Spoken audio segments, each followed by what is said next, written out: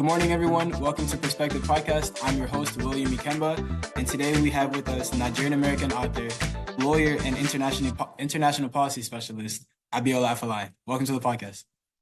Thanks so much for having me, William. Good to Of course. see you. Tell us a little bit about yourself.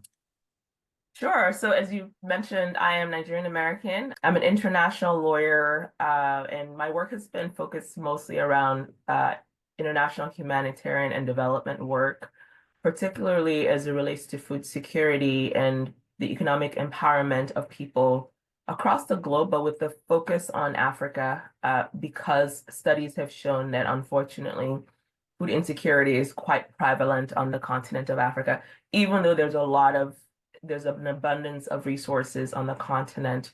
So part of what I'm trying to do is lend my voice to the global space around how we can not just feed Africa, but make Africa the breadbasket of the world. So that's what I'm doing right now. But as you mentioned, I do other entrepreneurial activities. I am a published author. I'm working on my second book on gender, climate, and finance in Africa. And I hope that the book tour takes me, the book research takes me to certain parts of Africa. I'm looking forward to being in Kenya, hopefully in Limuru, to do some research around climate issues and food security. But then also I am an affiliate faculty member at the Global Food Institute at George Washington University. I also teach a course on gender, climate, and security. So yes, I do all sorts of interesting things, but my day job is really around addressing the issue of hunger. And as you'll see, the extracurricular items are also related to that. And I'm so glad to be on your show. Thank you. So we're going to get into our first set of questions. But actually, before I ask our first set of questions, we're going to start a little more lighthearted. So if you could rank your top 3 Nigerian foods, what would they be? Oh my gosh, that's so hard. This is nothing. Do I get to choose 3? Yeah, 3 in that order. In that order. Okay, so for sure it would have to be suya is number 1. Yeah, and everyone who knows me knows that I'm always searching for the best suya in the world, whether I'm in Africa or in the US or in Europe.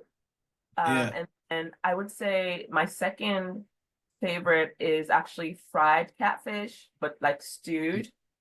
That is so good. I just came back from Cote d'Ivoire last week. And then a few weeks before I was in Kenya, and all I ate was just fried fish, different kinds of fish. I really love seafood. And then thirdly, of course, meat pie, because it's something that you can just grab and go, and it's really tasty. If you could shout out one suya spot in Maryland, what would that be? Prime Restaurant, I think that's what it's called. And so Prime Restaurant. Prime Restaurant, give me discount on suya. Hopefully they'll deliver a whole box of suya to my doorstep today. But so far, their suya has been the one that, I've been eating quite a bit. Okay, to get into our set of questions, the first question I'll be asking you today will be about women in government. So over the years, African governments have seen a few interim and temporary presidents. And currently, only 2 of Africa's 54 presidents are women, and 1 is an interim. Even though these women have risen to such high honors, misogyny and gender-based violence still runs rampant throughout the continent. And so if you had to guess, in the next 25 years, do you think that we'll see more or less female presidents? And would more female presidents result in more gender-based violence? Is that something that might be necessary for the greater good? So what do you think about that? Yeah, so first and foremost, thanks for focusing on this important topic of women's leadership, because women play such a pivotal role in society, primarily because they are, you were born by a woman, I was born by a woman. So it's like, women are such important parts of our society that even the act of raising a family in and of itself is similar to running a country as a president, because there's a lot of administration and juggling and policy making. People may not think about it that way, but deciding what meals the family has to what clothing the family wears. These are all policy issues, but they're on the family level. So just want to acknowledge, women and just the role that they play in society. And even when they're not homemakers. Women have played an instrumental role as, parts of the workforce, whether as, lawyers, doctors, uh, negotiators of peace, and so on. So, and then let me just land before I answer your Yeah, yeah. question. Last time I checked, when when boys and girls go to school, whether it's high school, college, law school, grad school, medical school, the tuition fee is the same. Mhm. So parents Yeah, don't get a discount on their girl child. yeah. So just because someone is female, just because, a student is a girl, doesn't mean that her parents get like 50% off her tuition. Her parents No. still pay for the full tuition. And so when we look at it through that lens, even the way in which our education system is, right? So they don't segregate, we don't, at least not that I know of, we don't segregate girls and boys from, learning together. Generally, I speak, but in some cultures that might be the case. I think that gives us guidance on sort of how we should view women's leadership. Now, to your question around, women leaders and whether or not, we will see more women presidents in the foreseeable future in 25 years, which is around 2050, which, by the way, at that time on the continent of Africa, we'll see about 2.5 billion people. So Africa is projected to be the most populous continent in the world. Mhm. I hope that we see more women, presidents, and I hope that we see them not just survive but thrive. And here's the reason why. Studies have shown that when women are put in leadership roles, they're not just helping their immediate families, but they're literally lifting up communities from poverty, from violence, from insecurity, from political instability. So I'll give you an example of President Sirleaf of Liberia. So during the Liberian Civil War, she was an up-and-coming economist, educated in the United States, and at a critical time when her country needed her, she submitted to be part of public service to serve her country. And she became instrumental in really helping to bring peace and stability to her country at a very pivotal time in the history of her country. Now, the interesting thing about Her Excellency President Sirleaf is that she herself was a victim of domestic violence, while she was coming up in her career as an economist. And so that tells us a lot about the culture within the continent of Africa. So I think to your second question of, do I think that we will see more violence upon, women as leaders, as women leaders progress as presidents within the continent of Africa? The optimist in me says, I hope not. And I do believe through things such as policy, education, and funding, Mhm. we can make a difference in the way in which society views women presidents on the continent of Africa.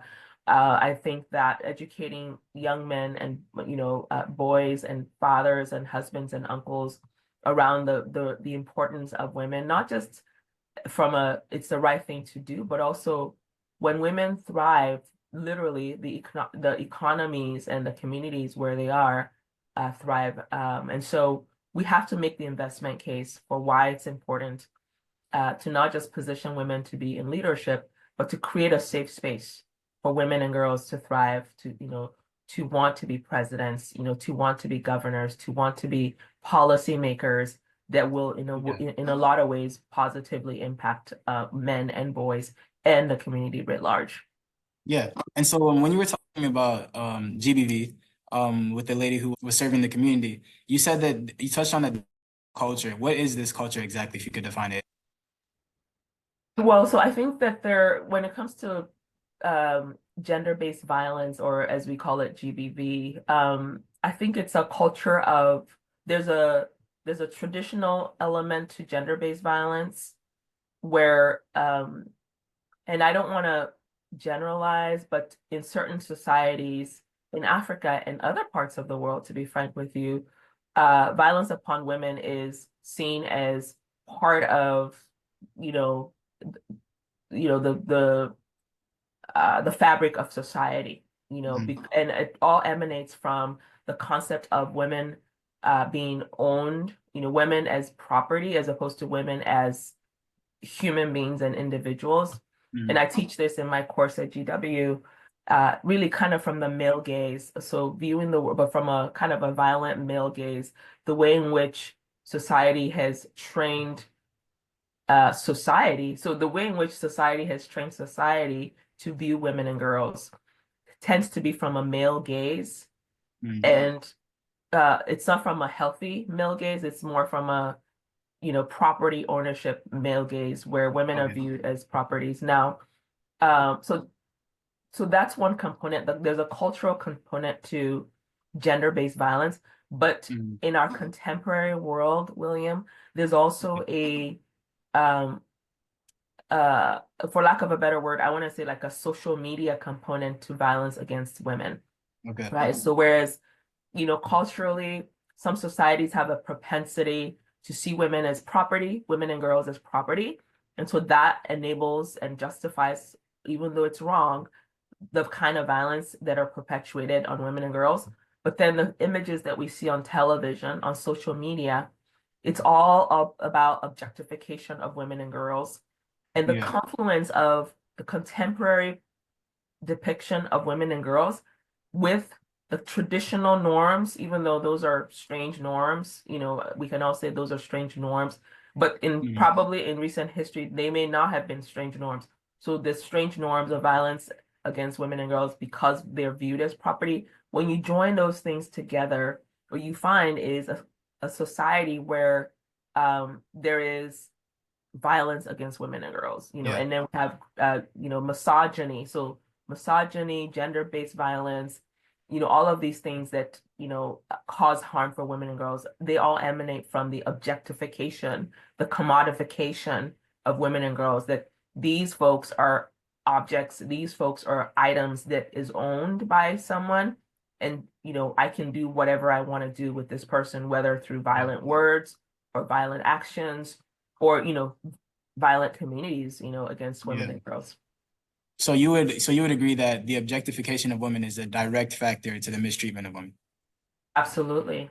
And so for your next question, in a recent tragedy, Olympian Rebecca Cheptegei was lit on fire by her boyfriend slash partner. What would you say to young girls in Kenya seeing this on the news, seeing a woman being able to be killed brutally by her husband?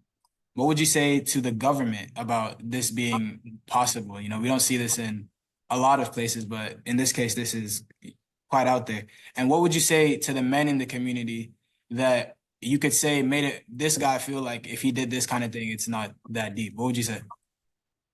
Yeah, so I'll start with the girls. And what I will say to the girls and the women, because such a horrific perpetuation of violence is unacceptable anywhere, is that don't stop dreaming, don't stop pursuing your God-given talent, don't stop trying to lift up your community.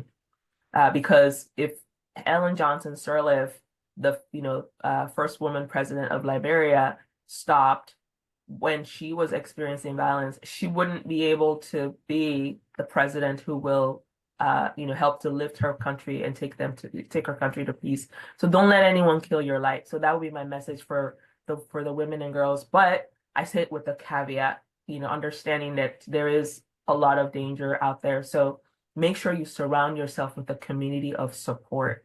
Make sure that you are, part of, I always say that girls should have at least four friends, and I would make the same argument even for women, and because you have four different people that you can confide in. So it's important to have a circle of friends that you can confide in, and Mm. also tap into your community organizations, so that people are aware of, who you are and what's going on. And it's also important, frankly, to not keep secrets, because I think that sometimes when it comes to the issue of gender-based violence, women and girls tend to internalize and keep all this within them, and that's when we see instances of, these shocking, horrific experiences where this athlete who, 33 years old, she had just competed in August, I think, at the Olympic, and then She gets back home in October and she's murdered on Yeah. an issue of land, right? So you and I talked about the issue of, women being objectified. In Kenya, women are not allowed to own land per se. Okay. So land is not passed on from the father to the daughter because of these traditional norms that you and I are Yeah. talking about.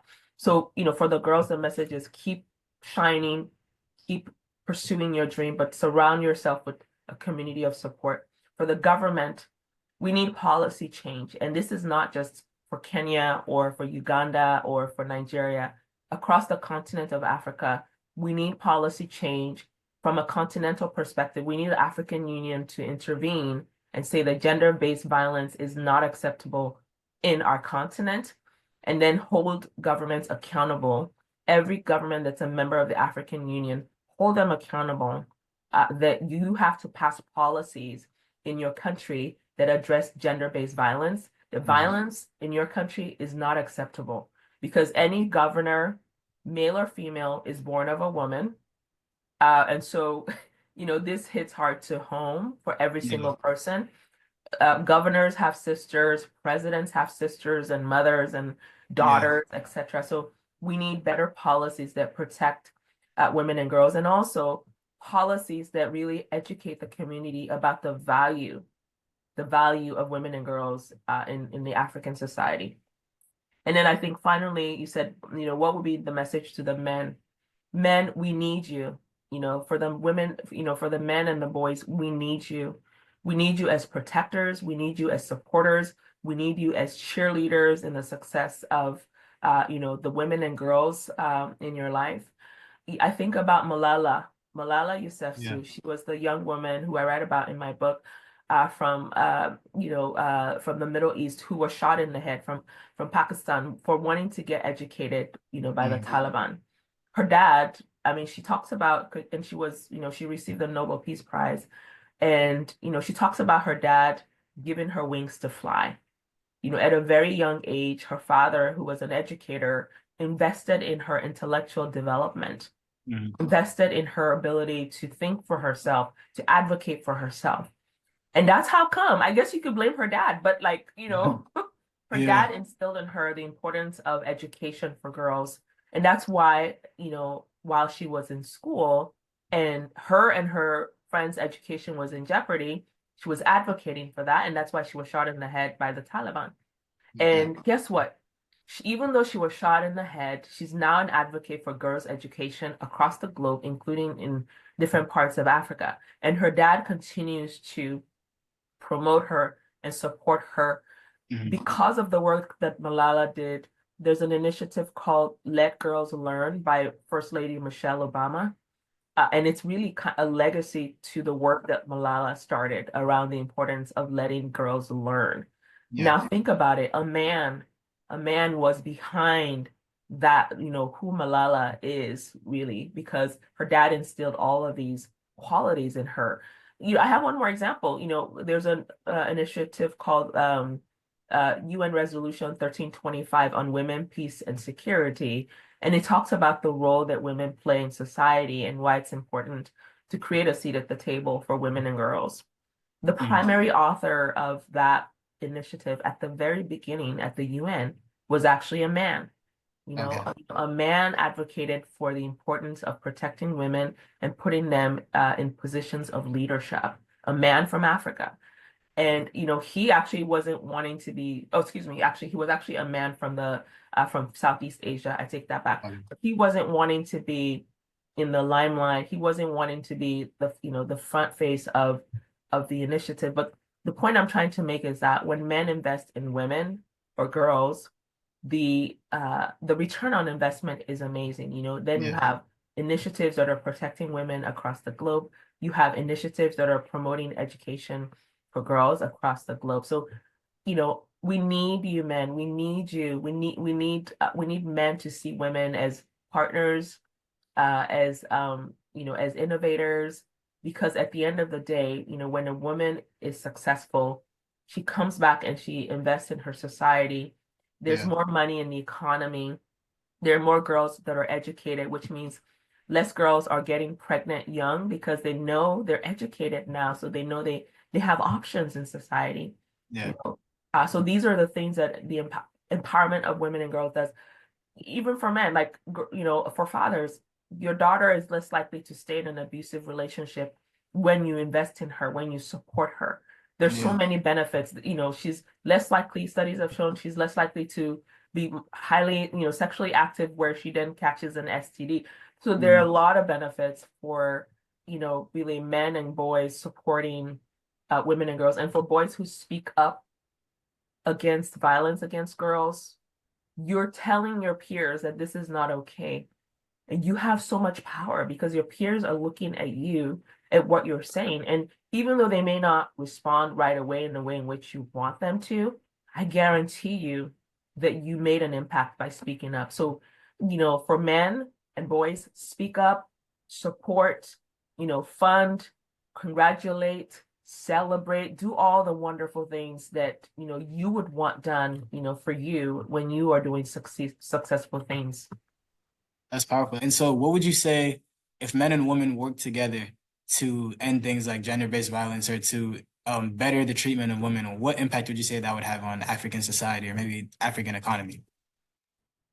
A lot. I mean, I think that first and foremost, think about it, like even in my sector, in the agricultural sector, women most make up most of the smallholder farmers, what we call smallholder farmers, who are planting different crops that are then being, sold in the markets. But the problem is that women don't own the land on which they're growing the crops. Typically Mm. men own those lands. In that kind of situation, and so men often dictate how much land the woman gets to use for growing. But imagine a scenario with, in the food security space where the husband and the wife actually become a partner, and the woman who's the smallholder farmer says, based on my expertise, I think we need to plant crops on 10 acres of land instead of 5 acres of land. Mm. And they do that. And what does that do? They have more yield that they sell in the market, which means they have more money to, raise their family, to, meet basic necessities. I'll tell you a quick example. When I was in Nairobi a couple of months ago, or maybe a few weeks ago, and there's a woman named Madam Agnes. She's a powerful farmer in a rural part of Kenya. He does not own the land that she is farming on, but her husband does because women do not own land. They don't inherit land in Kenya, unfortunately, because of the land rights issues culturally. But her husband is actually very progressive. So he gave her total autonomy on running the farm. Okay. 2 years ago, I took 75 people through my job to go to Madame Agnes's farm. They had chicken, goats, cows. They grew avocados, corn, vegetables, yams, potatoes, everything we needed to eat. The Wow. chicken was producing eggs, was on her farm. Yeah. So me and 75 of my folks that I took with me, they were able to host us because her farm is huge. They had some food for us, they had some drinks for us, they had some entertainment for us. She was so successful that she hired cooks to cook for us, Wow. in the village in Nairobi. But here's the thing, she wasn't only thriving because of, this wonderful partnership that she had with her husband. Her community was thriving. So she brought about 30 farmers, half of them women, who she was then training on how to run their own farms. Okay. Some of them were disabled. Wow. Some of them were single mothers. Some of the men were, young men. Some of them were, a family men. The demography of the farmers that Madame Agnes was training was quite broad. So this is an Yeah. example of how, when you empower a woman, such as the way her husband did, and her husband was there too, and he was like, she runs the business. Yeah. He said, she runs the business. I just own the land. This is Yeah. a partnership. But we saw how, she thrived. She's able to live a very, very comfortable life. She has a truck where she carries her yield to the market to sell. She has a shop in the market where she stores her goods. But then she's also able to train other farmers in her community. Look at the ripple effect of that. Each farmer represents a family, right? So there's a farmer, maybe he has his wife, and maybe 3 kids.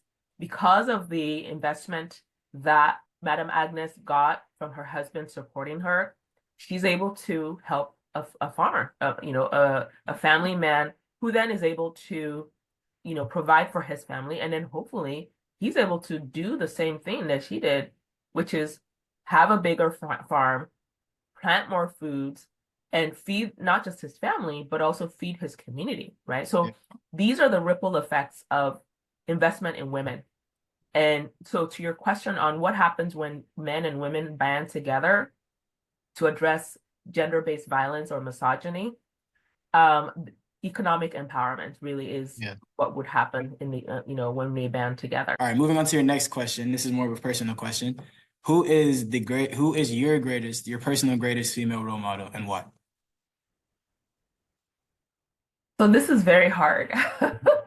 This is a really hard one. And, like it's so hard that I have to pick a fictional character because Okay. I'm like, I don't want to offend anyone because then, people calling me like, what do you mean? So I thought it was me. So I picked Nansika, and she's the woman king in The Woman King. Okay. There's a movie called Woman King, and she led like an army of women warriors in the Agoji tribe from what's called like the Dahomey Kingdom, which is now I think Benin. Okay. Is that on Modern. Netflix? Have you seen that movie? I think I've seen it. I've seen the previews for it. Yeah, it's in my like queue of things to watch for sure. You should watch it. So in my course that I teach at GW, when if a student misses a class or they miss a quiz, that's their makeup. They have to watch the movie and then write a review on it. Um, and the reason why I like Nansika is because I actually like her because of the king himself. So the king himself was a king. He's, a man. And as is the case with some African cultures, he had a lot of wives. So we can that's a separate conversation around, uh, male attitudes towards marriage. But the king himself had her as sort of like his military advisor, which was a very unique setup. And then he also had other political advisors. But what I really appreciated, back to this point around men who support women, men who recognize a woman's talent or a girl's talent and support it, is the king recognized her military prowess. He recognized that she was a warrior and that her army was strong, and they actually became the standing army that was protecting the kingdom from, enslavers, people who were trying to invade and capture people and enslave them. Okay. And they were known to be very, very fierce. Mm. But the reason why I liked her is because she embodied a woman who is human. She's not an angel, meaning that she's gone through so much in her personal life.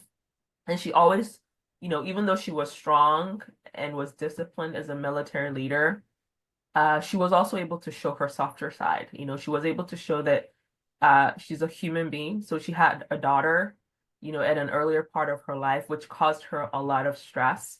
Her daughter later joined and became part of her military team, which was kind of scary for her because it was like a mini version of her. So I just love the fact that she was a fierce warrior protecting, her kingdom, and then her humanity. She was also a mother, and she was a nurturer. She was a warrior and a nurturer. But the icing on the cake was the fact that the most powerful, even though he was getting all kinds of advice on what to do, including, why don't we just sell some of our people? And she was like, no, you can't do that. She was the king's conscience. The king was able to recognize her genius. He was able to recognize her strength.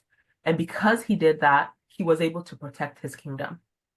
Okay. But on top of that, he actually crowned her a woman king.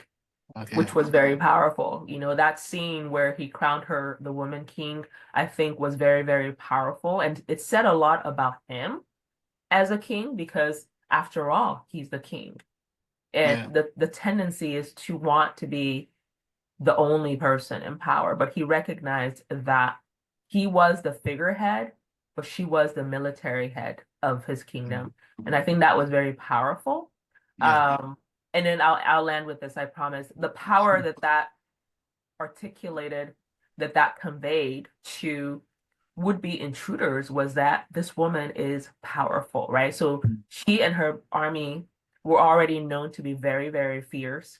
And when the king appointed her as a woman king, it just elevated her profile so that she's able to do her work with more power behind her.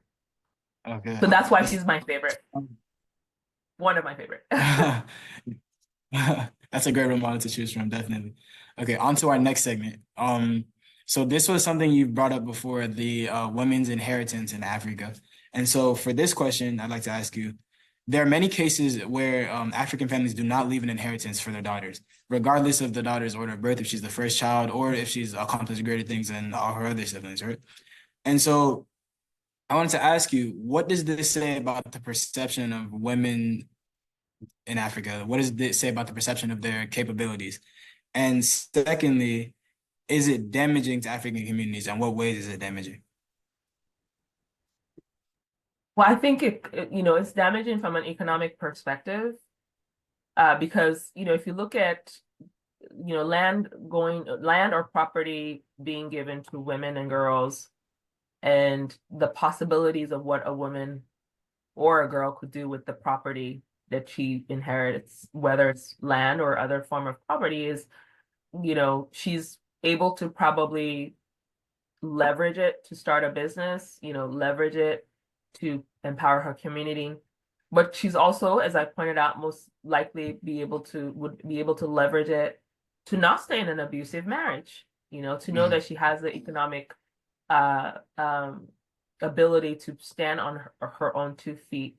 And then also, if she's going into a healthy marriage, it gives her leverage to help her husband to build together, to build their family together. So there's so many economic benefits for, property being passed down onto women and girls. And, I think your other question is, you know, how this negatively impacts society, right? If this is not done, is that the other part of your question? Yes. How does this negatively impact society?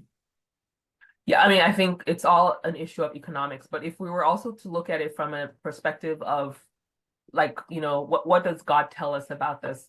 And disclaimer, I am not a preacher. No you problem. know, but I have a relationship with God, and I'm really Yeah. proud of that, to be a woman of faith. There's a story in the Bible.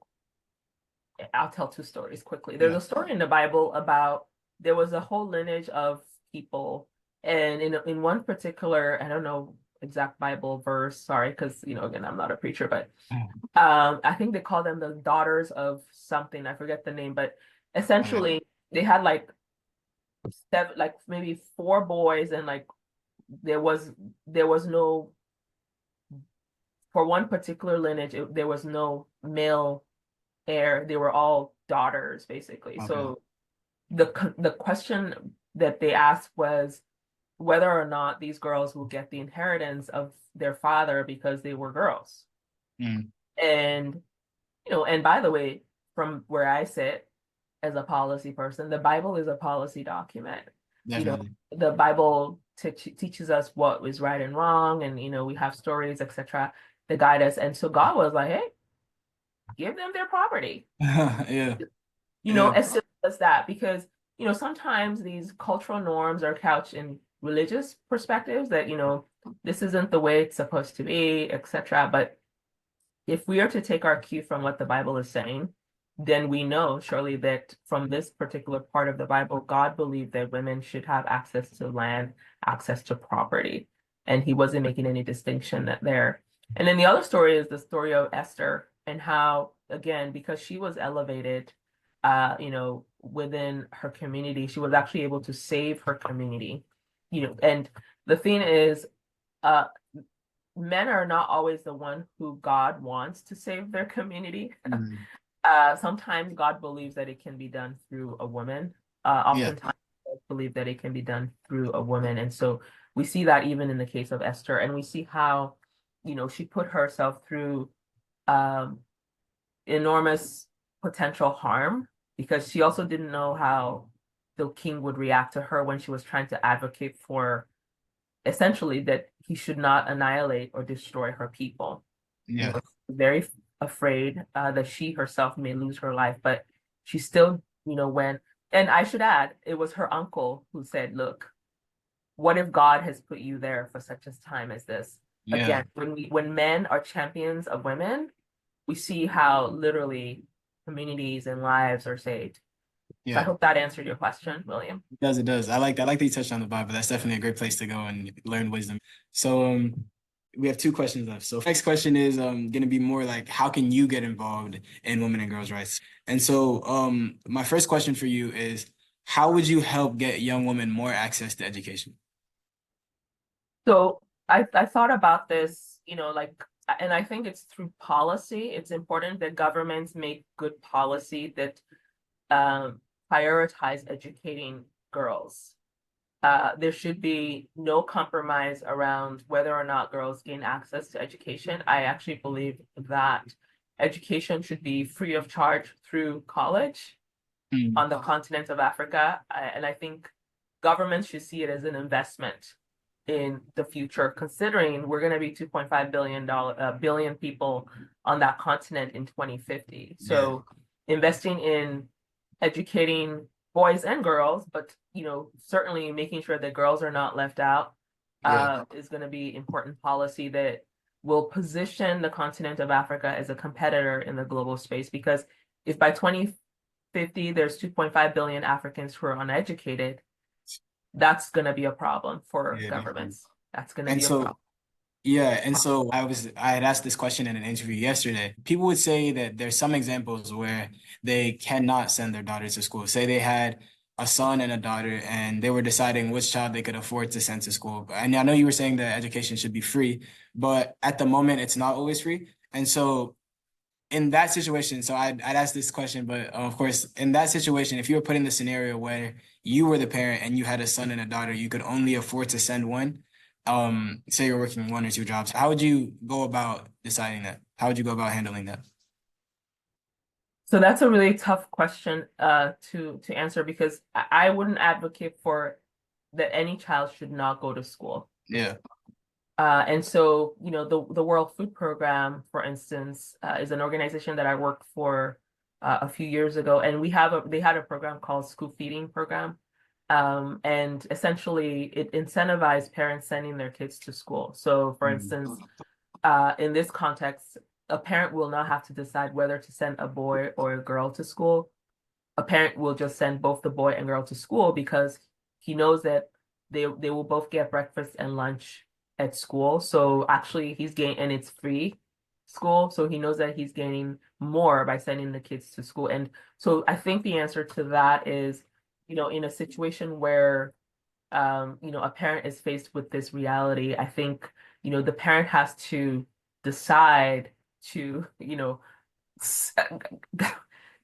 I know it's very kind of, this is a tough thing to do, but Yeah. really make the judgment call on, you know, figuring out community efforts that could help him or her to send both kids to school. Yeah. Um, but I think this is, you've raised a really kind of impossible situation because Yeah. even though there are a lot of resources out there that you and I know exist, we also have to uh, contend with the reality that there are many instances where the resources are not reaching those folks, where people Mhm. literally are having to, um, make decisions because they don't have the resources or they believe that they do not have the resources. So Yeah. that's a very challenging situation. And I think these are instances where policies that are reaching the last mile are really critical. So Yeah. when government is making policies, they are making sure that they're not making the policies that are impacting just the urban communities, but they're really reaching those villages and those huts and those hard to reach places where Yeah. people are making these, frankly, uh, life altering decisions, Yeah. because whether or not if a father chooses that the girl child does not go to school, that sets her back for the rest of her life. Yeah, definitely. So So, thank you for the question. of course. So you would say that the parents have to do their best, like to find community ways to get both children to school. Absolutely, yes. Definitely. I like that. And continue to fight for it. Of course, of course. And so my last question for you today is, how would you change cultural misogyny in Africa? I think it starts with education. I think that governments really need to fund education around social behavioral change, if you will. So how do we, and it has to start from cradle to grave, meaning that young kids in primary schools need to be learning about the importance of men and women in society and the fact that equality and equity is actually a benefit for society up till, presidents and governors and prime ministers need to be learning that as well, because sometimes I Yeah. think there's an assumption that people up top know what the right thing is. But if that were the case, we would have more women in leadership roles, right? Yeah. So I think there has to be a whole of society effort, in different countries to really educate the population across all sectors also. So it also has to be like public and the private sector, because we also know that, the private sector is a big part of society that's creating a lot of jobs. So the education component is one. And then I think policy, I keep going back to this issue of policy. I think that the government needs to make, governments of African nations and also the African Union. The African Union as a regional player has the tremendous role to play in addressing misogyny and addressing gender-based violence on the continent of Africa. And I think that it is because the other thing is violence on women and girls, it makes Africa look bad, and it's if what we're trying to do is to create an image of Africa, the Africa we want is the mantra of the African Union, the Africa we want is not one where girls and women are suffering from violence. The Africa we want is not one where women and girls are not getting educated or seen as equal. The Africa we want is not one where, and I think here, you think I'm writing a poem here, but the Africa we want is not one where girls are not getting educated and women are not getting economic empowerment. The Africa we want is not a regressed Africa. The Africa we want is one where each and every person on the continent is able to live to its fullest potential. So Yeah. the African Union has a key role to play in helping to shape important policies that really address gender-based violence and misogyny and the histories. But the governments, and when I say governments, I mean capital G government and small g governments, meaning like the governments, the chiefs, the teachers, all of the institutional actors in countries, in villages, in communities need to play their role as well in shaping policy that really helps to change the way that we think, and also punish.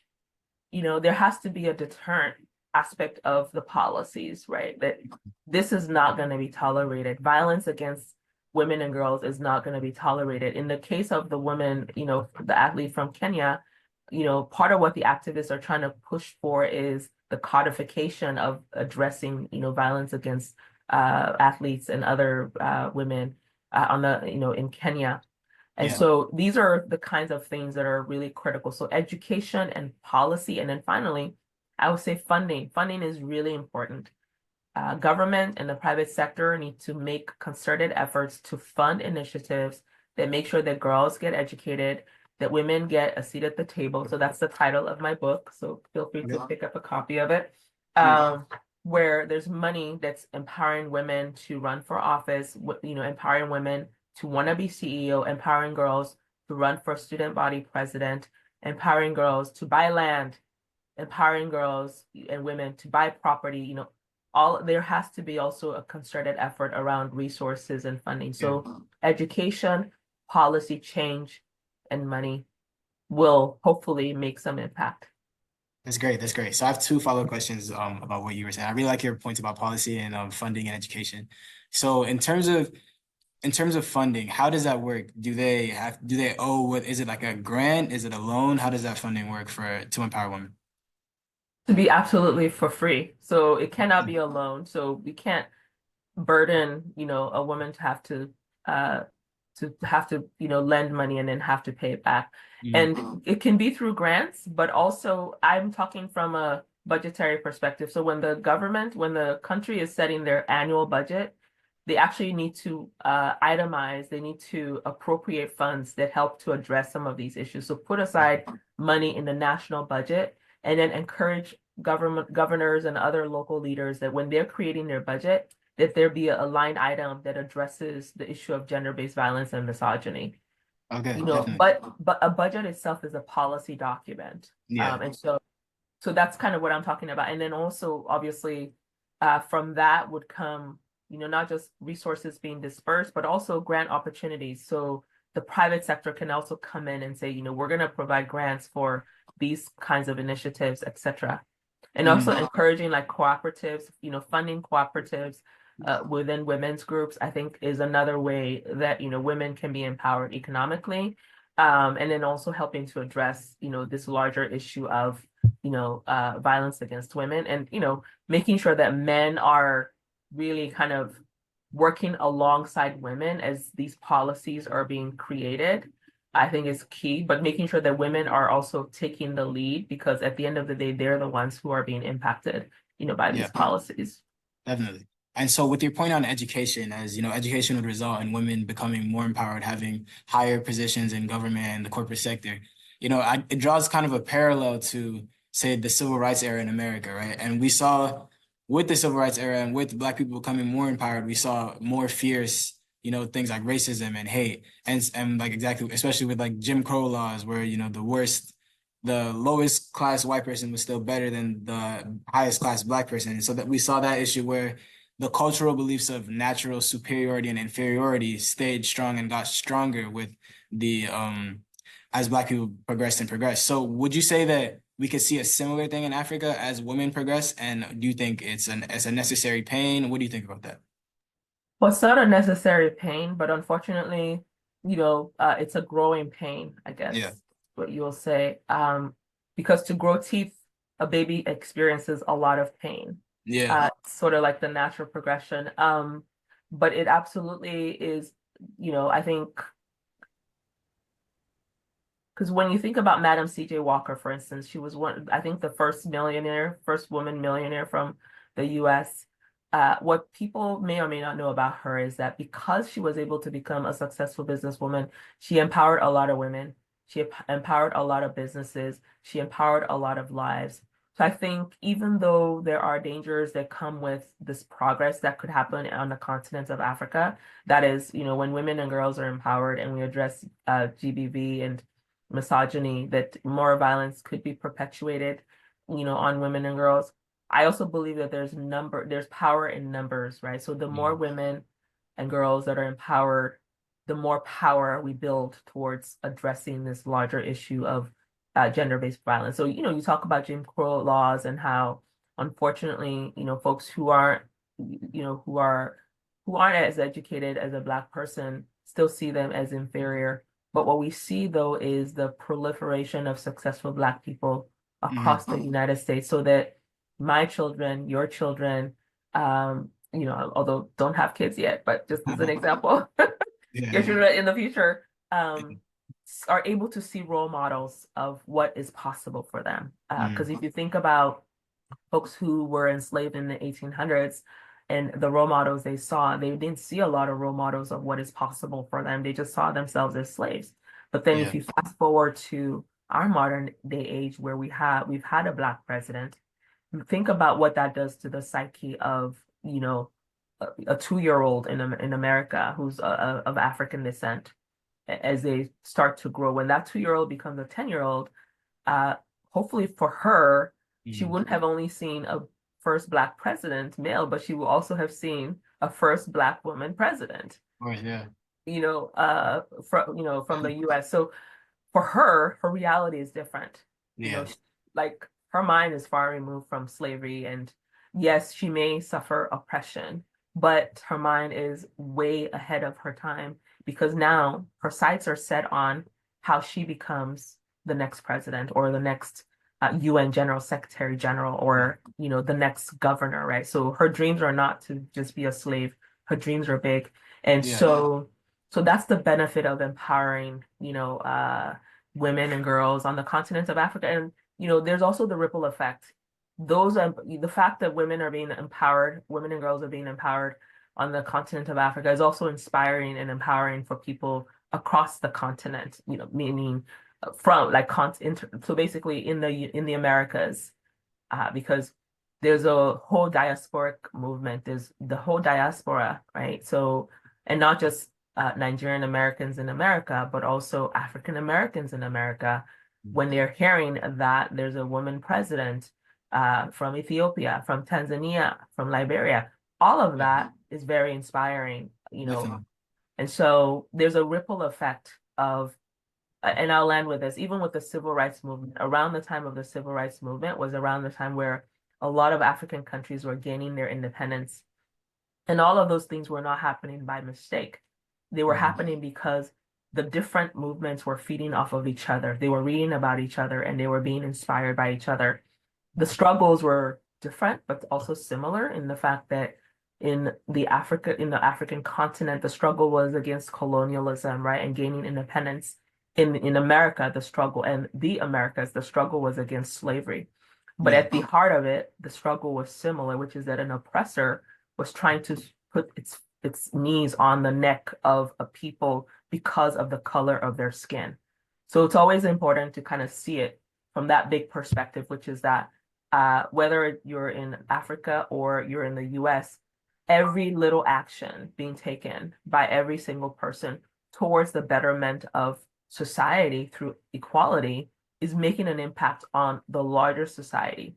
That is the whole world. And it's also changing the morale, right? So we know that violence against women and girls, racism, these are all morally repulsive activities that happen in Yeah. society. And so as we continue to fight against these things, we're also making the society a better place, not just for us, but for future generations.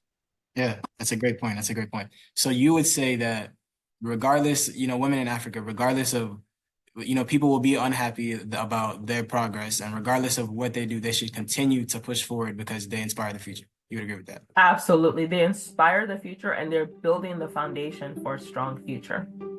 That's great. That's a great point. That is a great way to end our segment for today. Thank you so much for being here. It was great to learn from you and great to speak to you about all that we've spoken about today.